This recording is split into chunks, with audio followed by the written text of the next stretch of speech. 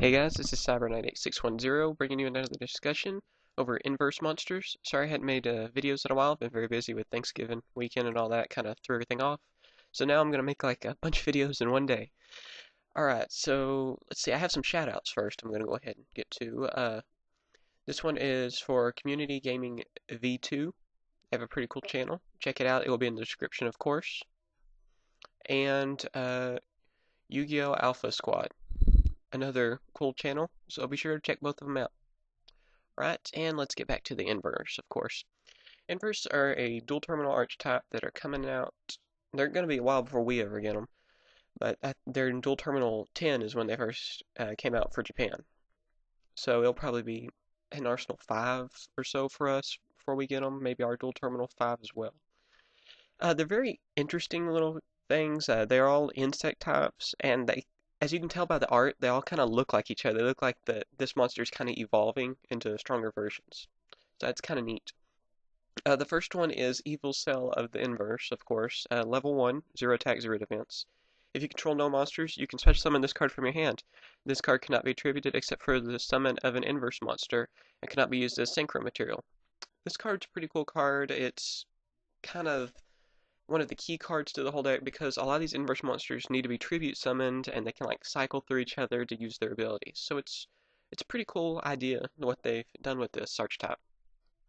Let's go to the next one. Gatekeeper of the Inverz, which is level 4, 1500 attack, 1900 defense.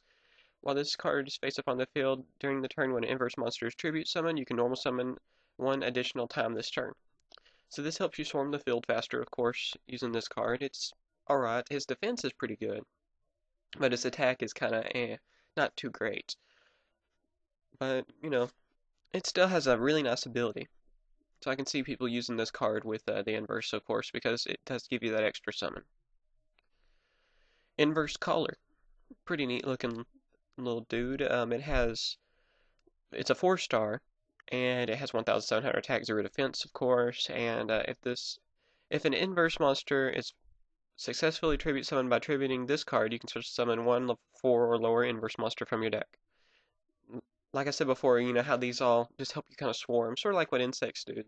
They kind of use that yet again, where they can swarm the field and by tributing each other. So that's a really cool ability. It reminds me a lot of Gatekeeper in that way, and it's a little stronger. Still, that would be nicer if it was like 1900, then it would be really good. Inverz Gaself. That's the best way I'm going to pronounce it because it's kind of weird to pronounce. Level 8 monster. Pretty neat looking guy. I like the art on it. And let's see, 2800 attack, 0 defense. When this card is tribute summoned, attributing 2 Inverz monsters, select and activate one monster with one of the, and you can activate one of the following effects. Good grief, for some reason I can't talk. Destroy all of the monsters on the field, or you can destroy all spell and trap cards on the field. So this can kind of help you, after you swarm the field, of course, you can kind of OTK using this card. Like I said, I really like the art on this thing. It's really neat looking. So yeah, that's a pretty powerful ability. I don't think there are any synchro monsters for the Inverz either, or there aren't any yet. Maybe there will be some in the future. Inverz Gillifer, that's how I'm going to pronounce it, and it's a level 7, 2600 attack, 0 defense. You can tribute summon this card in face-up type position by attributing one Inverz monster. When you tribute summon this card with an Inverz monster as a tribute, you can select one card your opponent controls, send it to the graveyard, and you gain 1000 life points. Not a bad card. It can help get rid of key cards that your opponent uses, so that's pretty good and not that bad. You know, I wish it was like a level 6 though or something, then it would be a little easier to use. But it's pretty cool, and the art's pretty neat on it too. It has like a cannon arm and stuff. Also, all of them in the art, I don't know if you guys noticed this, but they all have like this little bug symbol. Like there's a symbol on him. That's kind of neat. Inverz Madith. That's how I'm going to pronounce it. Level 5, 2200 attack, 0 defense. And when this card is tribute summoned with an Inverz monster as a tribute, you can pay 1000 life points to select one Inverz monster in your graveyard and special summon it.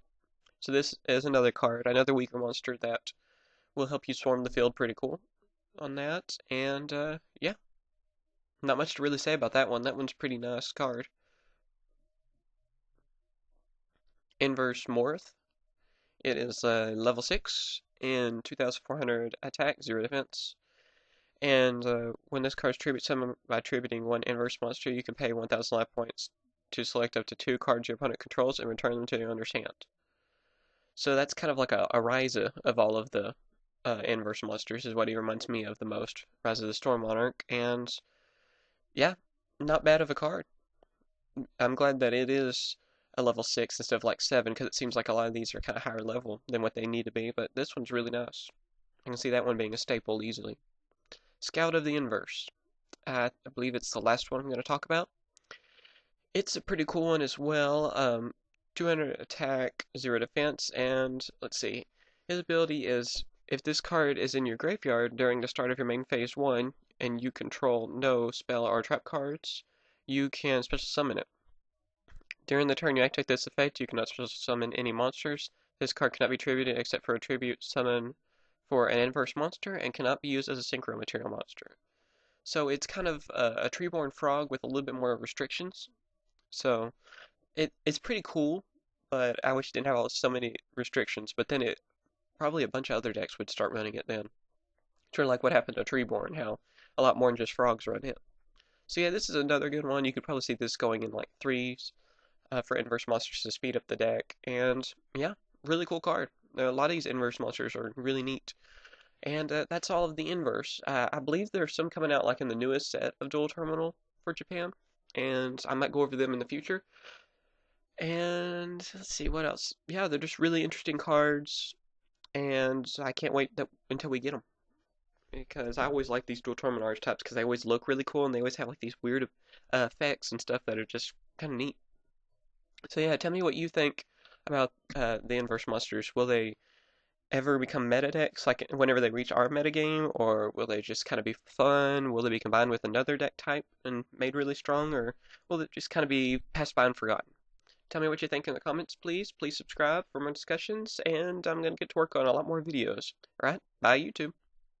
Today's video is sponsored by StrikeZoneOnline.com. StrikeZoneOnline.com has easy navigation to find any card or pack that you're looking for, and also has some of the best gaming supplies out there. With their easy payment options, you can buy whatever you need from StrikeZoneOnline.com. So go check it out today.